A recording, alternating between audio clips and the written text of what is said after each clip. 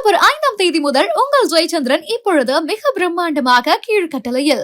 கோவையில் வரும் அக்டோபர் 9, 10 ஆகிய தேதிகளில் நடக்கவிருக்கும் தமிழ்நாடு உலகளாவிய ஸ்டார்ட் அப் மாநாட்டில் பங்கேற்க முதலமைச்சர் மு.க.ஸ்டாலின் அழைப்பு விடுத்துள்ளார். கடந்த 4 ஆண்டுகளில் தமிழ்நாட்டில் பதிவு செய்யப்பட்ட ஸ்டார்ட் அப்களின் எண்ணிக்கை 6 மடங்கு உயர்ந்து 12,100 தாண்டியுள்ளதாகவும் இதில் 50% பெண்கள் தலைமையிலானது என்றும் குறிப்பிட்டுள்ள முதலமைச்சர் மு.க.ஸ்டாலின், ஸ்டார்ட் அப்புகளுக்கு அரசு உதவி வழங்கி ₹1க்கு 28 மடங்கு வருமானம் ஈட்டியுள்ளதாக அவர் பெருமிதம் தெரிவித்துள்ளார். கோவையில் நடக்கவிருக்கும் இந்த மாநாட்டில் 30,000 பார்வையாளர்களும் 750 கண்காட்சியாளர்களும் 35 நாடுகளில் இருந்து முதலீட்டாளர்களும் பங்கேற்க இருப்பதாக அவர் தெரிவித்துள்ளார்.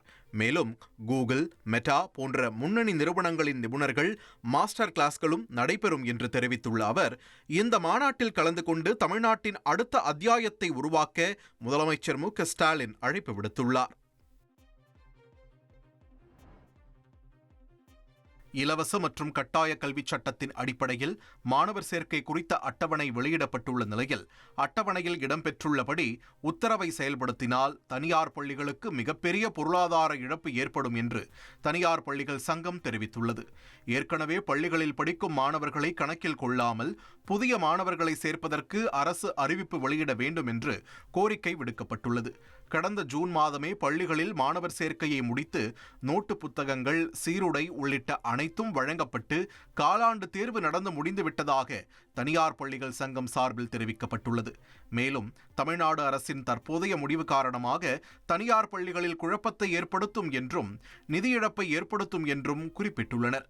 எனவே புதிதாக கட்டாய கல்வி சட்டத்தின் கீழ் மாணவர்களை சேர்க்க அட்டவணை வெளியிட வேண்டும் என்றும் கோரிக்கை வைக்கப்பட்டுள்ளது. கொலம்பியாவுக்கு பயணம் மேற்கொண்டுள்ள காங்கிரஸ் கட்சியின் முக்கிய தலைவரும் மக்களவை எதிர்க்கட்சித் தலைவருமான ராகுல் காந்தி அங்கு இந்திய வாகன நிறுவனங்களான பஜாஜ், ஹீரோ மற்றும் டிவிஎஸ் ஆகியவற்றின் செயல்பாட்டை பாராட்டி புகைப்படம் ஒன்றை தனது சமூக வலைதள பக்கத்தில் வெளியிட்டுள்ளார். முன்னதாக கொலம்பியாவில் ஜனநாயகத்தின் மீது நடத்தப்படும் தாக்குதல்தான் இந்தியாவிற்கு மிகப்பெரிய அச்சுறுத்தல் என மக்களவை எதிர்க்கட்சித் தலைவர் ராகுல் காந்தி பேசியுள்ள கருத்திற்கு பாஜக கடும் எதிர்ப்பு தெரிவித்து விமர்சித்து வருவது குறிப்பிடத்தக்கது.